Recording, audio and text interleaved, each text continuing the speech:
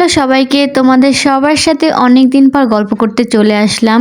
তো আজকে আমরা গেছিলাম আমার হাজবেন্ডের স্যারের শ্বশুর বাড়ি, আবার আমার মায়ের বেয়াই বাড়িও বলা চলে।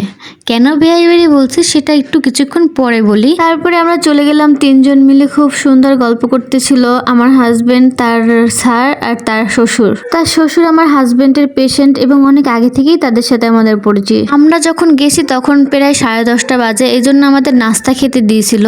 তো আমি এই পর্যন্ত খেয়ে আর খেতে পারছিলাম না। একটা পরোটা দিয়েছিল, সেটাও আমি ঠিকভাবে শেষ করতে পারছিলাম না। এই হচ্ছে স্যারের মেয়ে, ও আমাকে খুব সুন্দর ক্লে দিয়ে একটা গিফট বানিয়ে দিয়েছিল। ক্লে দিয়ে কত সুন্দর জগন্নাথ, বলদেব এবং সুভদ্রা বানিয়েছে, অনেক সুন্দর লাগছে দেখতে। আমাকে গিফট করার জন্য নতুন করে একটা ক্লে দিয়ে বানানো হচ্ছে, কি জানো আমি জানি না এখনো। আমাকে এই মানুষটা বানিয়ে দিয়েছে, আমি আমার দেয়ালে খুব সুন্দরভাবে সাজিয়ে রেখেছি। তারপরে দুপুর বেলার খাওয়ার আয়োজন চলতেছিল।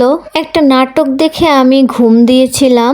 এপাশে মোটামুটি চিতল মাছ ছাড়া মাটন, তারপরে ইলিশ মাছ সবকিছু রান্না হয়ে গেছে। চিতল মাছের পিসগুলো এত বড় বড় ছিল যে একাই একটা খাওয়া সম্ভব হচ্ছিল না, তাও আমি কষ্ট করে খেয়েছি। রান্না হয়েছিল আলু ভাজি, বেগুন ভাজা, ইলিশ মাছ মানে সরিষা ইলিশ, তারপর চিতল মাছ, মাটন। তারপরে আমরা খেয়ে দিয়ে একটু বসে আমরা রওনা দিয়ে দিচ্ছি বাসায় যাওয়ার জন্য। তো সবাই ভালো থাকবেন, টাটা।